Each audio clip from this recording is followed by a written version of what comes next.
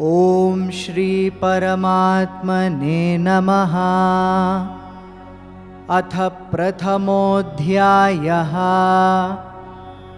अर्जुनविषादयोगः।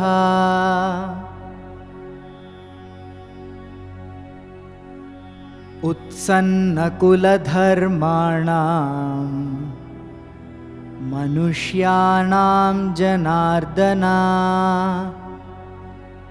नरके नियतं वासो भवतीत्यनुशुश्रुमा।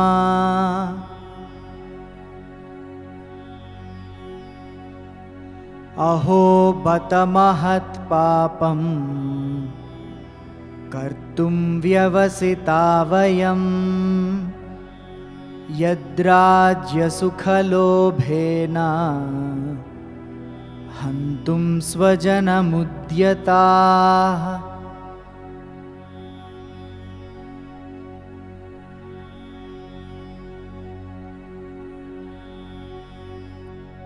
यदि मामप्रतीकारम्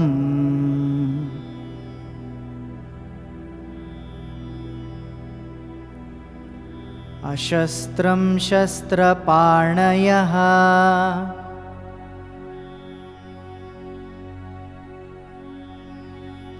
धार्तराष्ट्रारणे हन्युः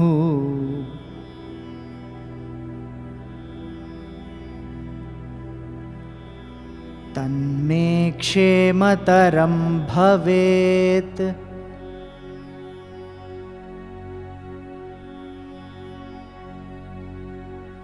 यदि मामप्रतीकारम्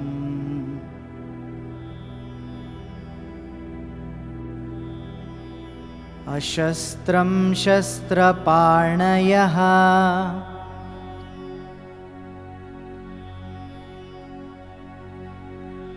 धार्तराष्ट्रारणे हन्युः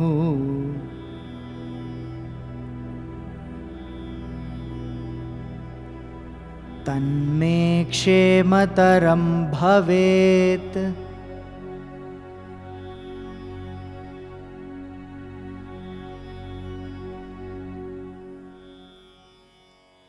यदि, even if, माम, me, अप्रतीकारम, unresisting, अशस्त्रम, unarmed, शस्त्र, पाणयः, those with weapons in hand, Dhartarashtra, the sons of Dhritarashtra, Rane, on the battlefield, Hanyuhu, may kill, Tat, that, may, for me, Kshemataram, more auspicious, Bhavet, would be.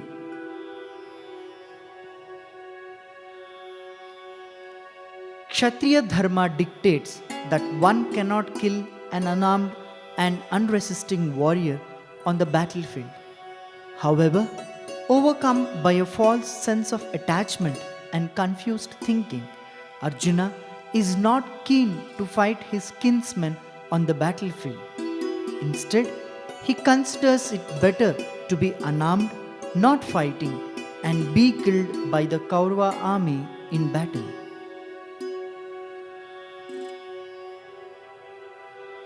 It would be better if the sons of Dhritarashtra with weapons in hand kill me unarmed and unresisting on the battlefield.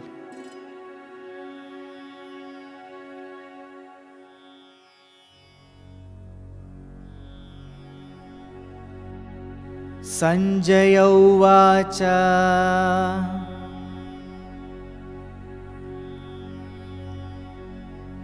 एवमुक्त्वार्जुनः संख्ये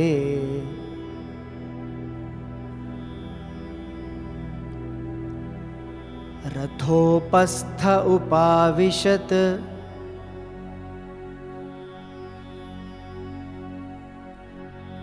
विसृज्य सशरं चापम्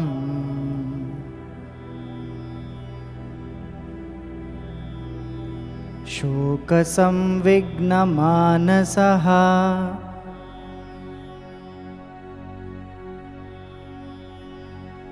एवमुक्त्वार्जुनः संख्ये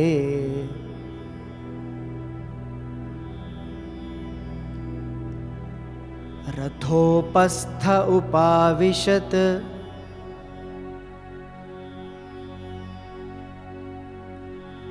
विसृज्य सशरं चापम्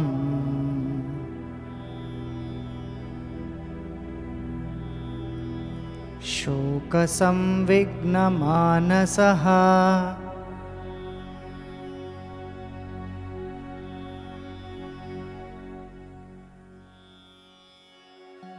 Sanjaya Uvacha. Sanjaya said, Evam, thus, Uktva, saying, Arjunaha, Arjuna, Sankhye, in the battlefield, Ratha, of the chariot, Upastha, on the seat, Upavishat, sat down, Visrijya, putting aside, Sa Sharam, along with his arrows, Chapam, the bow, Shoka, with grief, Samvigna, distressed, Manasah, within the mind.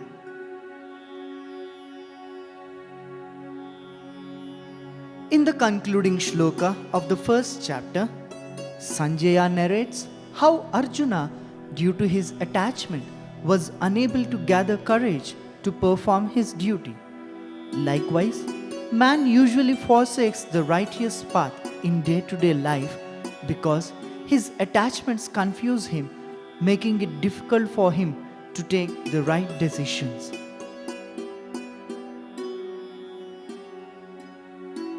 Sanjaya said, having thus spoken in the battlefield, Arjuna, putting aside his bow and arrows, sat down on the chariot with his mind overwhelmed with grief and distress.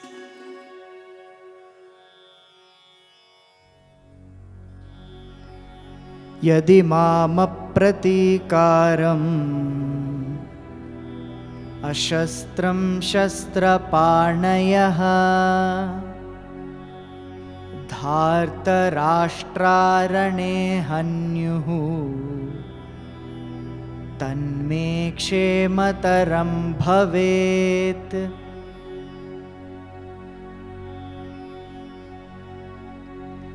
यदि मामप्रतीकारम् अशस्त्रं शस्त्रपाणयः धार्तराष्ट्रारणे हन्युः तन्मे क्षेमतरं भवेत्।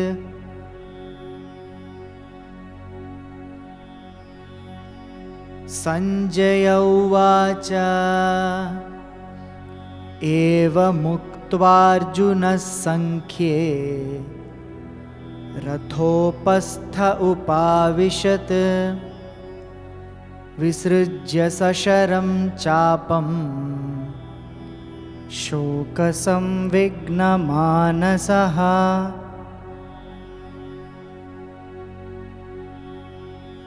एवमुक्त्वार्जुनः संख्ये रथोपस्थ उपाविशत् विसृज्य सशरं चापम् शोकसंविघ्नमानसः। ॐ तत्सत् इति श्रीमद्भगवद्गीतासु उपनिषत्सु ब्रह्मविद्यायां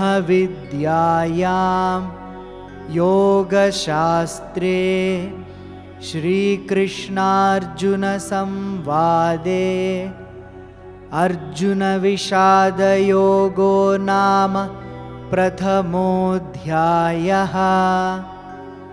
श्रीकृष्णार्पणमस्तु।